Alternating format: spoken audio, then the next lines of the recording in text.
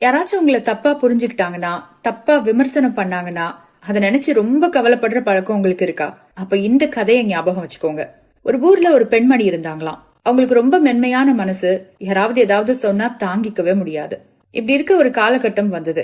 நிறைய பேர் அவங்கள தப்பா புரிஞ்சுக்கிட்டாங்க. நிறைய பேர் விமர்சனம் பண்ணினாங்க. அந்த ஒவ்வொரு வார்த்தையையும் கேட்டு இந்த பெண்மணியும் தூக்கம் இல்லாம தவிச்சாங்க. அதனாலேயே இவங்களுக்கு ஒரு வியாதி வந்துருச்சு. அந்த வியாதிக்கு ஒவ்வொரு நாளும் ஒரு கசப்பான மருந்த சாப்பிட வேண்டியும் வந்துச்சு. அப்படி ஒவ்வொரு நாள் மருந்து சாப்பிடும் போதும் இந்த பெண்மணி நினைச்சுப்பாங்களாம், நமக்கு இந்த வியாதி வந்ததுக்கு காரணம் யார் யாரோ, ஆனா மருந்த சாப்பிடுறது நம்மளா இருக்கோமேன்னு. இந்த கதாபாத்திரம் வேற யாரும் கிடையாதுங்க. சில வருஷத்துக்கு முன்னாடி வரைக்கும் நான் தான். எவ்வளவு உண்மை பாருங்க. நம்மள விமர்சனம் பண்றவங்களும் கடுமையா பேசுறவங்களும் அசால்ட்டா அவங்க வேலையை பார்த்துட்டு போயிடுறாங்க. ஆனா அதையே நினைச்சு கவலைப்பட்டோம்னா, தூக்கம் இல்லாம வியாதியை இழுத்துக்கிட்டோம்னா, ஒவ்வொரு நாளும் கசப்பான மருந்து